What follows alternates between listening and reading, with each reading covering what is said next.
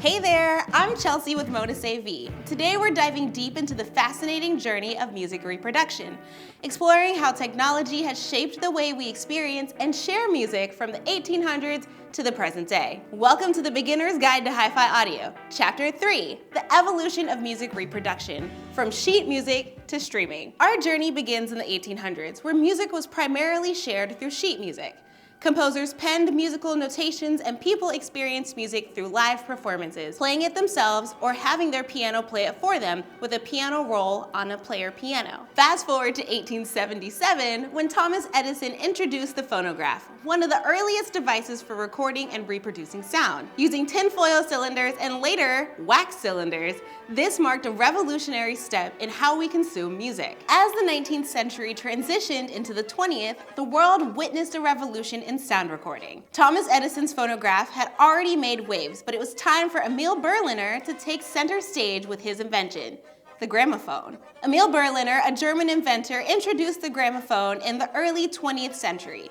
The gramophone popularized the use of flat discs, and soon the 78 RPM record became the standard. These records, typically made of shellac, allowed for a few minutes of recording on each side. However, the real game changer was yet to come. In 1948, Columbia Records introduced the long-playing record. Unlike the 78 RPM discs, LPs, which rotated at 33 RPM, could hold multiple tracks on each side, allowing artists to release entire albums on a single disc. This innovation revolutionized the way musicians created and presented their works. Not only did LPs provide extended playtime, but they also offered enhanced sound quality and durability. The switch from shellac to vinyl as the primary material contributed to a quieter listening experience and increased resilience of the records. Reel-to-reel tape was introduced as far back as the 1930s, but the 1960s brought us the compact cassette, a portable format that allowed users to easily create their own recordings and mixtapes. Introduced by Philips in 1963, this small magnetic tape revolutionized the way we experienced music, providing a portable and convenient alternative to traditional vinyl records. One of the key features of compact cassettes was their versatility. Listeners could record their favorite songs from vinyl records or the radio, creating personalized mixtapes that became a cultural phenomenon. It was a DIY music revolution.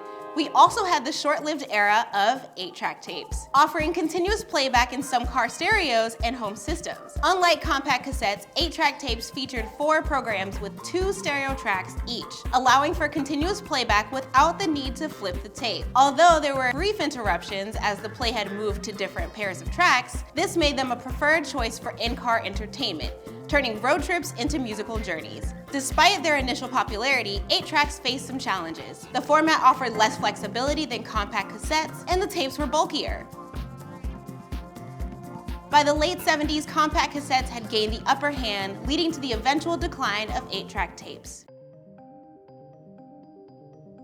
The 1980s brought the digital revolution with the introduction of compact discs. Developed jointly by Sony and Philips, CDs were a leap into the digital realm, promising unparalleled sound quality and durability compared to their analog predecessors. The magic of CDs lay in their use of digital audio technology. Instead of analog grooves like vinyl records, CDs stored their music as zeros and ones, and a laser beam read this information, providing pristine sound quality free from the hisses and pops of analog recordings. CDs offered a quantum leap in sound quality.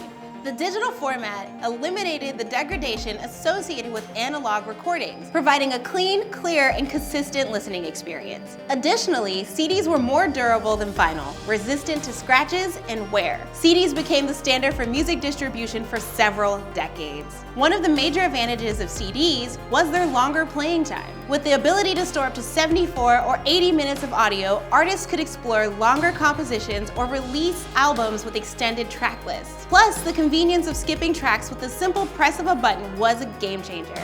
The 1980s witnessed a CD boom, with sales soaring and vinyl records gradually being pushed aside. Music enthusiasts embraced the crystal clear sound and modern convenience offered by CDs, leading to a shift in how music was produced, distributed, and consumed. A German engineer named Karl-Heinz Brandenburg developed the MP3 format in the late 1990s, which turned out to be a groundbreaking method of digitally compressing audio files. This innovation allowed for significant file size reduction without a major compromise in audio quality, opening the door to the digital music revolution. The late 90s saw the emergence of portable MP3 players like the iconic Diamond Rio and the revolutionary Apple iPod.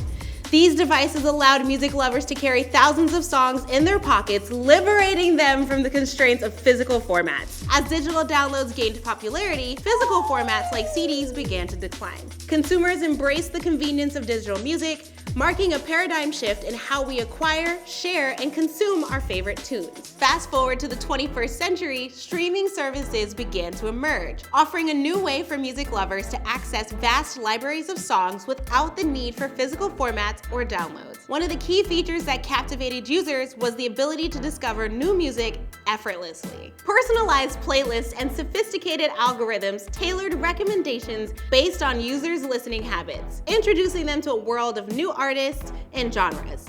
Platforms like Spotify, Pandora, and others set the stage for a seismic shift in the music industry. Today, streaming services are an integral part of our music experience. The landscape is diverse, with platforms offering a range of features to cater to different preferences. Audiophiles often prefer lossless formats like FLAC or ALAC, which offer higher audio quality compared to compressed formats like MP3 or AAC. FLAC stands for Free Lossless Audio Codec, and ALAC stands for Apple Lossless Audio Codec, which simply means it's a digital audio file format like MP3, but with a significant important difference. It is a lossless file type, meaning that no audio data is discarded during the encoding process. This results in significantly larger files than MP3, but you can rest assured that there's no detail missing from the files you're hearing. Audio purists are drawn to FLAC and ALAC because it leaves the recording untouched. Additionally, they support a range of bit depths and sampling rates that go high enough to satisfy all your high-res desires. So the next time you're enjoying your favorite tunes, consider using a lossless format for optimal sound. If you like to stream, check out Qobuz and Tidal. For our subscribers, we have a free 2-month trial to Qobuz in our links below. In recent years, we've witnessed a surprising resurgence of interest in vinyl records. Vinyl has multi-generational appeal. Younger generations who grew up in the digital age are drawn to vinyl not just for its sonic qualities, but also as a statement against the disposable nature of digital music. Vinyl became a symbol of intentionality and a conscious choice. Enthusiasts appreciate the tactile and analog nature of vinyl playback, making it a niche but growing market. Vinyl records adapted to the digital age with turntables featuring modern conveniences like USB connectivity and Bluetooth. This fusion of analog and digital technologies appeals to a broader audience, bridging the gap between traditional and contemporary music consumption. And there you have it, the incredible journey of music reproduction from sheet music to streaming platforms. The evolution of technology has not only transformed how we listen to music, but has also shaped our entire musical experience. If you enjoyed this journey through music history, don't forget to like, subscribe, and hit that notification bell for more content. Until next time, keep the music playing. Convenient alternative to my brain it's traditional, girl. Traditional. Musicians created and presented their work. Wow. 1948. Before my father was born. My bad. I said reel to tape. Bap, bap, bap, bap. And Dad's like, nope. Yeah, it does. I don't know any better. I wasn't here. Dointly. There were so many commas. I was like, wait, I know comma means to breathe, but like, tell you what, this is a hard episode. Lord Jesus. Why did I do this to myself? I thought it was gonna be cool. Regretting every decision right now.